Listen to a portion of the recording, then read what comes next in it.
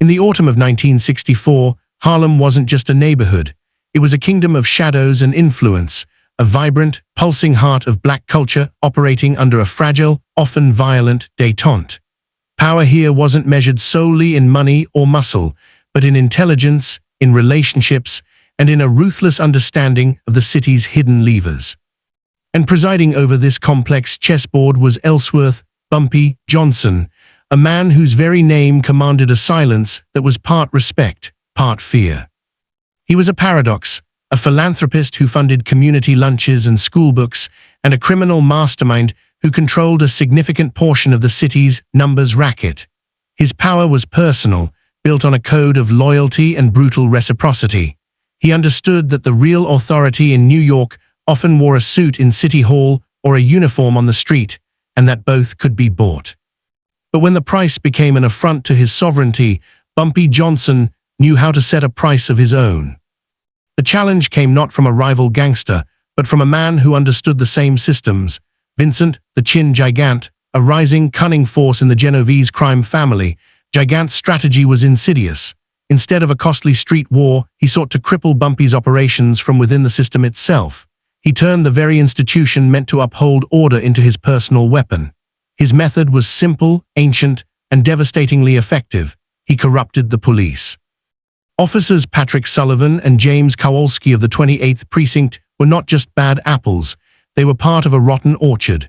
For years, they had accepted envelopes of cash from Gigant's lieutenants. In return, they provided a suite of services: advanced warning of raids on Gigant's gambling dens, the harassment of his competitors, and when needed, the fabrication of charges.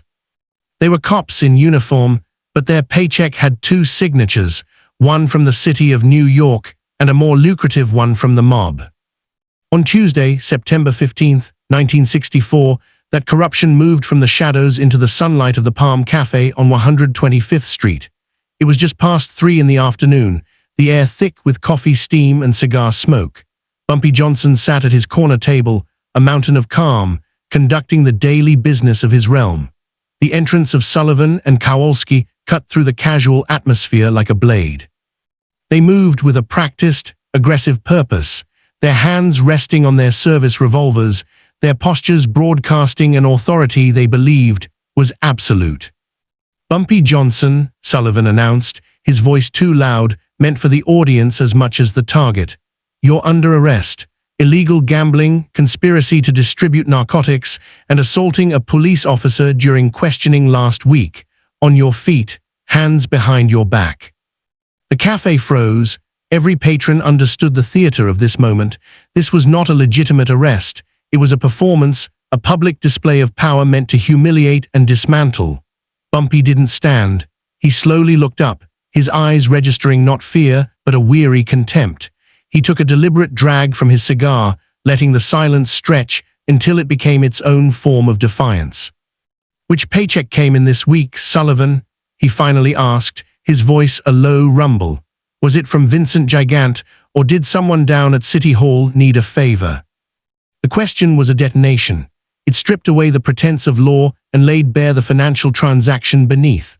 Sullivan's face flushed crimson, the carefully rehearsed script crumbling. He erupted, spewing a torrent of racial slurs, the mask of the professional officer gone, replaced by the fury of a hired hand whose contract had just been read aloud. He lunged, grabbing Bumpy's arm, trying to physically wrench the 200-pound man from his chair. But Bumpy was an anchor. He didn't resist. He simply remained, his sheer physical presence making the officer's efforts seem pathetic, a spectacle of impotent rage. "This is resisting arrest," Sullivan barked, a desperate attempt to reclaim the narrative. "That's another charge. Kowalski, help me get this criminal into the car." But before his partner could move, the narrative shifted irrevocably. The cafe door opened again, and Detective Marcus Thompson walked in. Thompson's presence was as calculated as the arrest had been clumsy. At 38, he was one of the few black detectives in the 28th Precinct, a man who had navigated the twin minefields of institutional racism and street politics with careful, principled steps. He had heard the whispers in the precinct locker room, the snide remarks about a special job for Sullivan and Kowalski. He had chosen to be here at this precise moment. Officers, Thompson said, his voice calm but carrying to every corner of the silent room. What's the basis for this arrest? Sullivan wheeled around, still gripping Bumpy's arm. This doesn't concern you, detective. We're executing an arrest warrant. Then show me the warrant, Thompson replied, moving to position himself subtly between the two patrolmen and the exit. And while you're at it, show me the incident report for that alleged assault last week. Which officer was assaulted? When did it happen? Why wait a week to make the arrest? His questions were surgical, exposing the hollow core of their operation. A proper warrant? They didn't have one. Probable cause? It existed only in a ledger in Gigant's office. The cafe patrons watched, mesmerized. This was unprecedented. A black detective, his badge the same metal as theirs, dismantling two white officers in defense of Harlem's most famous outlaw. It was a challenge to the unspoken racial hierarchy of the department itself. Sullivan and Kowalski exchanged a panicked glance. Their bluff had been called in the most public way imaginable. The warrants at the precinct, Kowalski stammered. That's not how it works, Thompson stated flatly. No warrant, no probable cause you can articulate, then this isn't an arrest. It's kidnapping under color of authority. You will release Mr. Johnson. You will leave. If you have legitimate charges, you will return with the proper paperwork. The standoff lasted 10 seconds that felt like an hour. Sullivan's jaw worked, his eyes blazing with hatred at Thompson, at Johnson, at this entire world that refused to bend to his will. Finally, with a final, vicious glare, he released Bumpy's arm. This isn't over, he spat, the words a weak threat against the reality of his retreat. We'll be back with a warrant, and your pet detective won't be able to protect you. As they slunk toward the door, Bumpy's voice stopped them, not loud, but absolute. Sullivan, Kowalski, you tell Vincent Gigant that this will not be finished until I decide it's finished. You understand me? They left without answering. The silence in the cafe lingered, then broke into a hushed, electric buzz. Bumpy stood and walked to Thompson, extending his hand. Thank you, Marcus. You didn't have to do that. It could cost you. Thompson shook his hand. I didn't become a cop to watch other cops break the law. They're dirty. Everyone knows it. He then leaned in, his voice dropping to a whisper only Bumpy could hear. But be careful. They work for Gigant. They'll come back with a friendly judge and fabricated paper. This was just the first move. Bumpy allowed a thin, cold smile. Let them come. I've got plans for those too. By the time I'm done, they'll wish they'd never heard my name. Bumpy's plan was not one of frontal assault, but of exquisite, asymmetric pressure. He understood that Sullivan and Kowalski were not the disease, but symptoms. To cure his problem, he needed to diagnose the entire infection and then show the patient the terrifying prognosis. The very next night, Officer James Kowalski left the precinct, his nerves frayed from the day's humiliation. As he approached his car on 126th Street, 4 men materialized from the shadows. They were polite, firm, and carried the unspoken authority of Bumpy Johnson. They offered him a choice, come willingly for a conversation or be compelled. Understanding the nature of the invitation, Kowalski chose to go voluntarily. He was taken to a sparse, echoing warehouse in the Bronx, far from his precinct's jurisdiction. Bumpy was waiting. There was no violence, not yet. There was only a desk, a lamp, a stack of paper, and a pen.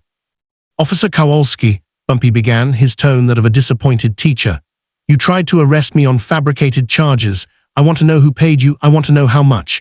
I want you to write down every corrupt thing you've done, every bribe you've taken. And then, Bumpy said, leaning forward, the light casting deep shadows across his face, you are going to write the names of every other cop in the 28th who's on the take. You will do this in your own handwriting. You will sign it. Then we will discuss your future.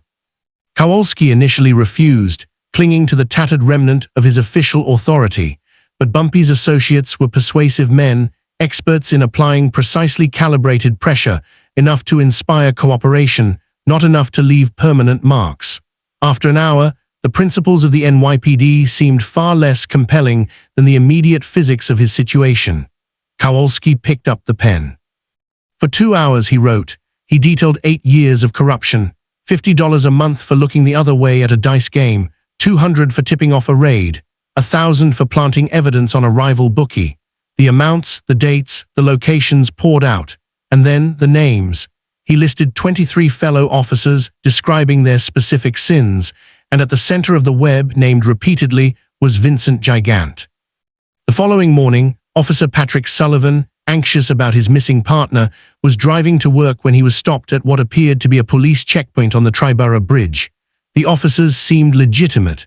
When Sullivan flashed his badge, expecting a wave through, he was instead asked to step out of the car. In that moment, he realized the uniforms were perfect, but the men inside them were not. He was taken to the same warehouse. Where Kowalski had been fearful, Sullivan was initially defiant, raging about the wrath of the entire NYPD, threatening Bumpy with a lifetime in prison. Bumpy listened patiently, then dismantled his anger with cold logic. "The NYPD," Bumpy said quietly, "doesn't care about you, Sullivan. You're a disgrace.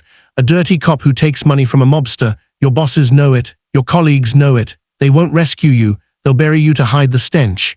Now you can write, or my friends can encourage you. Your choice." Faced with the physical reality before him and the bleak truth of his abandonment by the system he had betrayed, Sullivan's defiance crumbled. His confession was even more comprehensive than his partner's. He named names Kowalski didn't know, exposing a network of 47 corrupt officers, nearly half the entire precinct. He detailed bribes from a city councilman for protection on illegal card games. He provided a ledger of his corruption, totaling over $60,000 from Gigant alone. The document was a map of institutional rot. Now Bumpy Johnson held the unthinkable, signed, handwritten confessions from 2 police officers detailing a corruption conspiracy that reached from the mob to the halls of city government. This wasn't just leverage, it was a strategic nuclear weapon. On Friday, September 18th, Bumpy Johnson, dressed in an impeccable suit, walked into the 28th Precinct headquarters. His attorney, Theodore Green, was at his side. The lobby fell into a stunned silence as he approached the desk sergeant. "Tell Captain Morrison that Bumpy Johnson is here to discuss the whereabouts of officers Sullivan and Kowalski and certain irregularities in police conduct." The audacity was breathtaking. A criminal, the prime suspect in the kidnapping of 2 officers, was walking into the lion's den to negotiate their release. Captain Robert Morrison, a career man with a desk weighed down by unspoken compromises, emerged, his face a mask of controlled fury. He ushered Bumpy and his lawyer into his office. "Where are my officers, Johnson?" Morrison demanded, dispensing with civility. "If you've harmed them, I will bury you under the jail." Bumpy opened his briefcase. "Your officers are safe," he said, placing copies of the confessions on Morrison's desk. "They will be released tomorrow, unharmed. These are copies of what they wrote. The originals are in a safe place." Morrison began to read. As his eyes scanned the pages, the color drained from his face. He saw Gigant's name. He saw the names of nearly 50 of his men. He saw specific amounts, dates, crimes. It was all there in their own handwriting. "I will release your men," Bumpy continued, his voice even. "You will not investigate their disappearance. You will give them a suspension for unauthorized leave. In return, the harassment of me and my business ends. Legitimate police work I respect. Fabricated arrests on behalf of Vincent Gigant, that stops now." He leaned forward. "If I am arrested, if I am harassed, if anything happens to me, the originals of these documents go to the New York Times, the Daily News, and the FBI. This precinct will be dismantled. Gigant will face federal racketeering charges. Your career will be ashes. This is not a request, Captain. It is a choice, peace, or a scandal that will destroy this department." Morrison was trapped. Before him sat not a gangster, but an administrator of ruin, offering him a single terrible exit. Investigating Bumpy meant exposing the confessions. Ignoring the kidnappings meant surrendering his authority. But the alternative was an earthquake that would shake the NYPD to its foundations. He looked at the confessions again, at Gigant's name written 43 times. He thought of the newspapers, the federal investigations, the end of everything he had worked for. The moral calculation was irrelevant. The practical one was terrifyingly clear. "We have an understanding," Morrison said, the words tasting of ash. "The officers will be released. There will be no investigation, but if you ever cross this line again, Johnson, I will end you. The line, Bumpy replied, standing to leave, is exactly where I have drawn it. See that your men don't cross it. Sullivan and Kowalski were released on a Harlem street corner the next morning. They returned to the precinct, told a story about unknown assailants, and served a 30-day suspension. They were from that day forward perhaps the most scrupulously honest cops in the 28th precinct. Fear, they had learned, was a potent reformer. For the next 4 years, until his death from a heart attack in 1968, Bumpy Johnson operated with remarkable freedom. The confessions, locked in a safe, were a silent, towering shield. The corrupt officers named within them dared not move against him. Vincent Gigant, infuriated, was checkmated. Any action against Bumpy risked triggering the very exposure the mob boss feared most. When Bumpy died, the original confessions were burned. Their utility had expired. Their power had been in their potential, not their publication. The story, however, lived on, a legend whispered in Harlem barbershops and precinct locker rooms alike. This was not a victory of violence, but of profound psychological and strategic intelligence. Bumpy Johnson understood that in a world of corrupted systems, the most powerful weapon is not a bigger gun, but the immutable evidence of that corruption held in reserve. He turned the NYPD's own secret against it, forcing the guardians of order to kneel before the mirror of their own disgrace. In doing so, he wrote a masterclass in leverage, proving that true power lies not in defying the rules, but in knowing them and all their ugly, exploitable weaknesses better than anyone else.